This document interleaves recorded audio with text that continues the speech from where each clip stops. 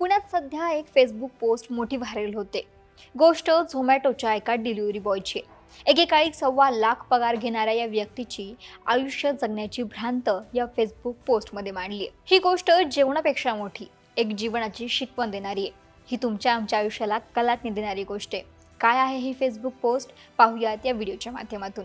नमस्कार, मी अक्षता आणि तुम्ही पाहताय सकाळ। श्रीपाल गांधी यांनी सबवेवरून जेवणाचं ऑर्डर केलं।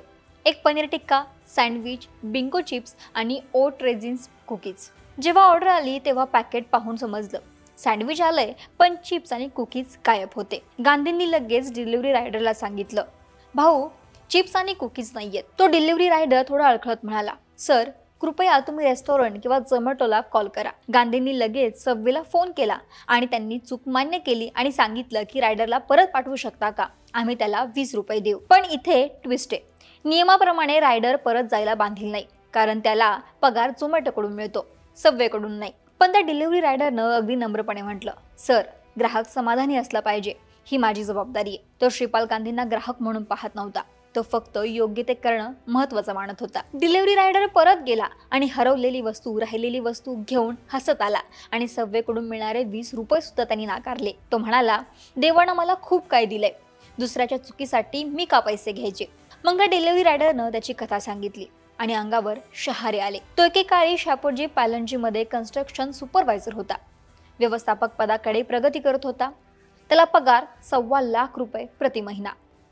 पण एका कार अपघातानं सगळं बदललं। त्याचा डावा हात आणि पाय अधू झाले, नोकरी गेली, चालणंही अशक्य झालं आणि काही काळ आशा सुद्धा हरवली। मग झोमॅटो आयुष्यात आलं, त्याला नवीन संधी दिली, नवजीवन दिलं। तो म्हणाला, झोमॅटोमुळे माझं कुटुंब जिवंत आहे। मी अपंग आहे, पण मला काम मिळाले, संधी मिळाली आहे। झोमॅटोचं नाव मी कुठेही खाली जाऊन देणार नाही। त्याची मुलगी आज डेंटिस्टचं शिकवण घेते।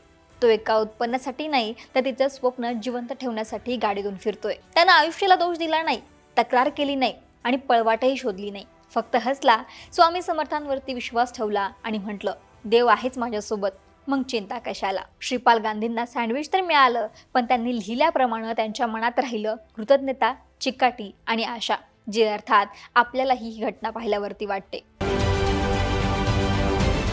महाराष्ट्रातील सर्व बातम्यांचे विश्वासार्ह व्यासपीठ सकाळच्या सर्व सोशल मीडिया प्लॅटफॉर्मला लाईक, फॉलो आणि सबस्क्राईब करा। तसंच सर्व नोटिफिकेशनसाठी बेल आयकॉन प्रेस करायला विसरू नका।